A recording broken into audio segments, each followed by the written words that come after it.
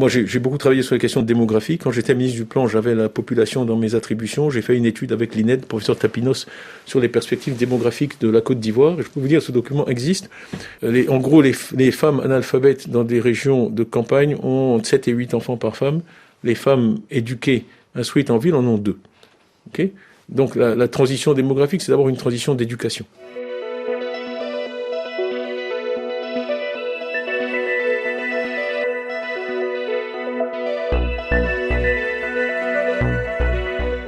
Aujourd'hui, quels sont les problèmes en Afrique?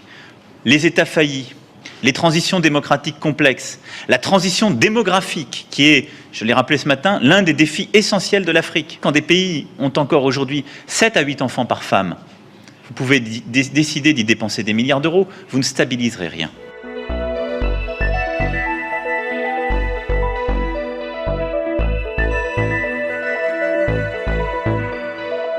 J'avais des gens qui me disaient « Oui, mais toi, tu es occidentalisé, tu viens nous amener tes histoires de McKinsey en Afrique. » J'ai fait un sondage, on a demandé aux Ivoiriennes combien d'enfants vous avez, combien d'enfants vous en voudriez. Combien d'enfants vous avez? 6, combien vous en voudriez? 3. C'est pas moi qui leur mettais ces idées dans la tête. Il n'y a pas une mère sur cette terre qui ne veut pas que ses enfants réussissent. Il n'y a pas une mère qui souhaite que ses enfants meurent de maladies infantiles. Il n'y a pas une mère qui ne veut pas que ses enfants aient une vie heureuse et harmonieuse. Donc, sur la démographie, c'est un faux problème. C'est un symptôme. Okay, si on n'investit pas dans l'éducation des filles, si on ne leur donne pas des opportunités, on a un problème démographique. On a vu en Tunisie, on a vu dans d'autres pays, il n'y a rien de spécifiquement africain là-dedans. Vous observerez d'ailleurs que la Chine, après 1949, s'est beaucoup focalisée sur cette question et a maîtrisé sa démographie.